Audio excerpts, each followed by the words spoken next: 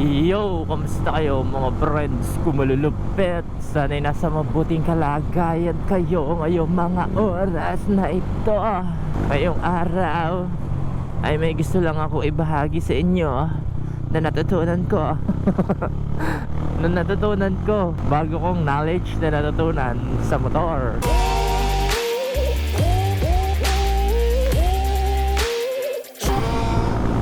Ito yung ni-research ko kasi di ba nga nagpalit ako ng pipe, tapos nagpalaki ako ng butas ng pipe ko. Natutunan ko to, ni-research ko talaga siya kasi hindi ako mapakali. Gusto ko malaman kung ano ba talaga yung nangyayari sa motor natin kapag nagpapalit tayo ng pipe. Hindi ako natulog hanggat hindi ko siya nalalaman nung araw na yon, at ngayon ko lang siya mai-share sa inyo. So di ba pagkakaalam natin kapag nagme-minor tayo, tapos pumuputok-putok yung ating tambucho pagka bagong palit yung pipe natin at hindi tayo nagpa-remap, is backfire ang tawag natin. Hindi pala backfire ang tawag doon.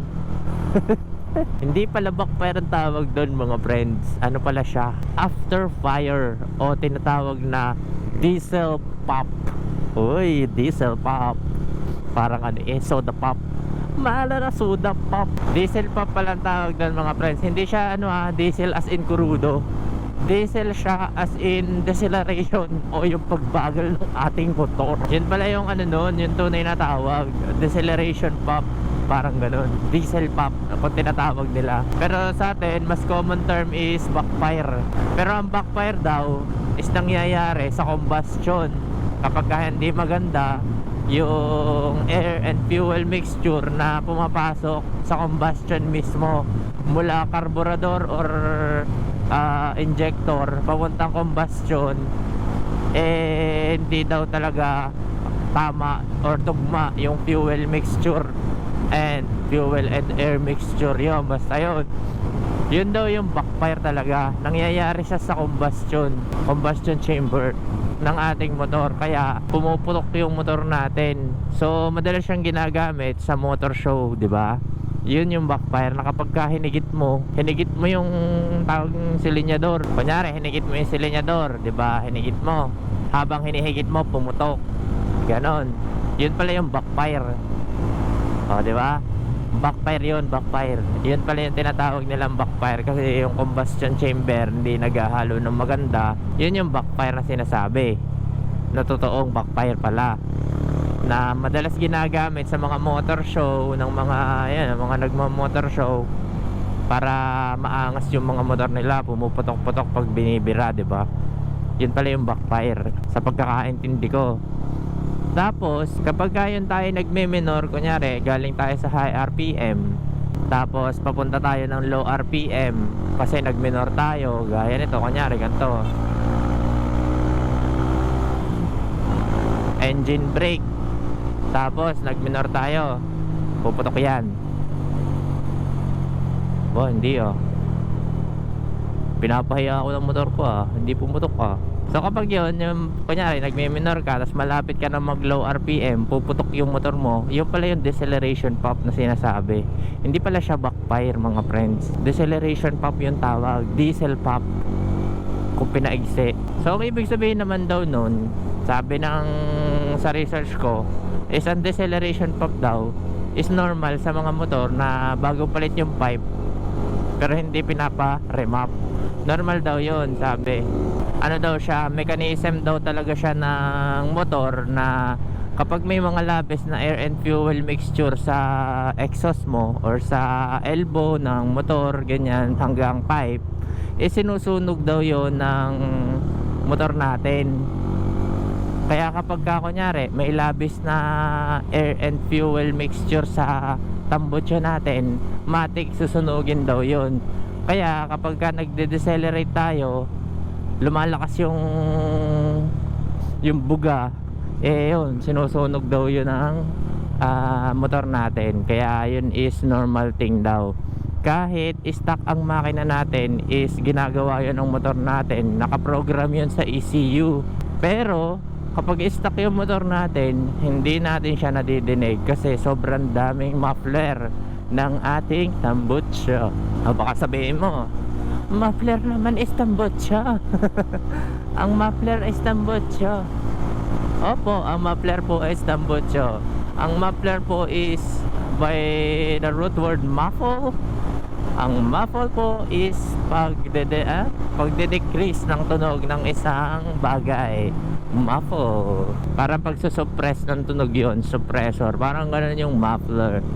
Yun, ganun siya. Parang babawasan mo talaga yung tunog ng isang bagay. So, yun, minamuffle yung tunog, parang ganun. Yun siya. So, ang ano ko naman, para sa akin naman, okay naman pala na hindi ka magpa-remap agad pagka nagpalit ka ng pipe. Yun nga lang, sobrang ingay ng motor mo, di ba?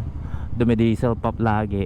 Laging pumuputok-putok. Kung ayaw mo nun, pa-remap mo kaagad yung pumuputok-putok na yun. Pero sabi nila, mechanism daw yun ng motor natin para magsunog ng mga excess na gasolina at hangin sa loob ng exhaust natin. Exhaust, ibig sabihin tambutso. So ibig sabihin yung mga pumuputok-putok na yun is mga gasolina at hangin na nakalabas na ng combustion chamber natin. Labis lang. Parang ganun siya. So ano pa rin, parang indication pa rin siya na kulang sa mapping yung motor natin. Parang hindi lahat nasusunog sa combustion chamber. So bitin pa rin yung sunog niya. May potential pa rin na parang makasira ng motor. Pero sabi nila normal lang naman daw, 'di ba? Sa research ko. So saan ba ako nag-research? Sa mga channel sa YouTube, sa Google, mga ganyan. Diyan ako nagre-research. Pero syempre, mga reliable source naman yung mga tinitingnan natin at pinapanood natin. Tatanong na iba, bakit po sabi ng ibang mekaniko, backfire po yung tawag dyan at kailangan po agad maparimap? Depende naman po yun sa mekaniko nyo. Tsaka nasa sa inyo naman yan, mga friends. Mahalaga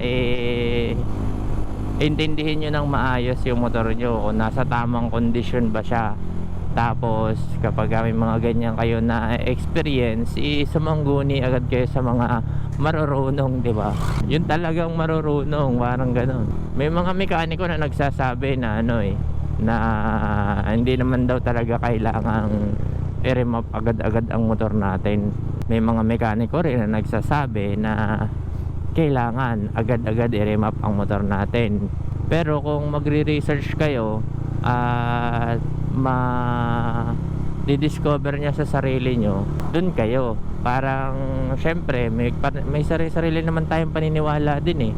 Tapos may sarili din tayong source ng knowledge, parang ganon. Kaya kung ako sa inyo, sundin nyo na lang yung base sa knowledge nyo, parang ganun. Kasi motor nyo naman yan eh. Kayo naman ang gagastos nyan eh.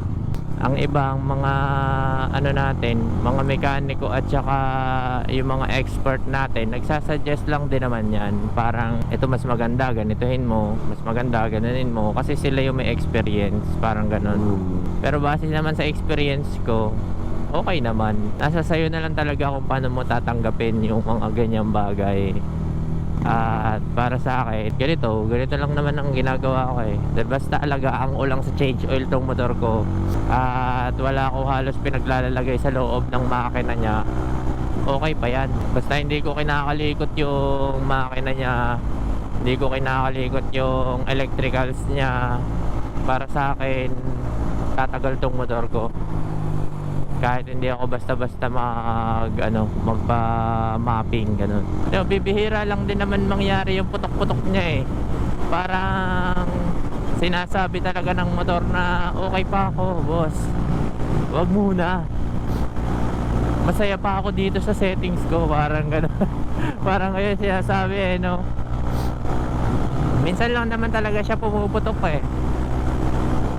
Kadalasan nasa fourth gear siya pumuputok talaga. Pero pag ganito naman dire-diretso yung takbo ko, wala naman, hindi naman siya nagbabackfire.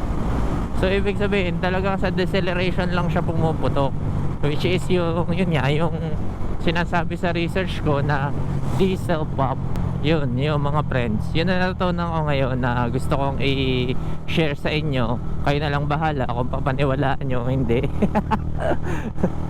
Kayo na lang ang bahala kung ano kayo, kung tatanggapin nyo siya o hindi. Pero para sa akin, knowledge siya. At marami rin naman ng tao ang nagsasabi or na di-discuss about doon sa diesel pump, after fire, tsaka backfire. Yung mga ganun kasi yun eh. Tatlo yung magkakasama eh. Pero para sa akin, okay naman to. Napatunayan ko naman na maganda yung sunog niya kahit nagpalit tayo ng pipe. So panoorin nyo na lang sa previous video ko, andun yun. Andun yung reading ng ano natin, spark plug natin after ilang months na paggamit ng Replica Pro. Wala man ako na experience na problema. Tsaka ang tanda na ng motor ko, 3 taon na. Tapos ilang odo, 33,000 odo. Wala naman ako naging problema nung ikinabit ko yung ano. So yun lang naman mga friends, maiksing video lang to. Yun lang, may gusto lang talaga ako i-share na knowledge kasi may bago ako natutunan sa motor. Hindi talaga ako makakatulog kung hindi ko siya i-research, kaya ni-research ko siya. Yun lang mga friends. Shoutout sa inyong lahat. Maraming salamat sa pagsama dito sa journey ko. Marami pa tayong lalabas na video sa mga susunod na panahon. Huwag kayong magsawang sumuporta. Yun lang mga friends. Maraming salamat. At may konti lang ulit akong paalala na maghinay-hinay kasi may naghihintay sa ating bahay. In English, don't drink and drive. Grabe na. Kakagulat yun ha. Pag matulin ka dun, hirap nyan. Peace yo.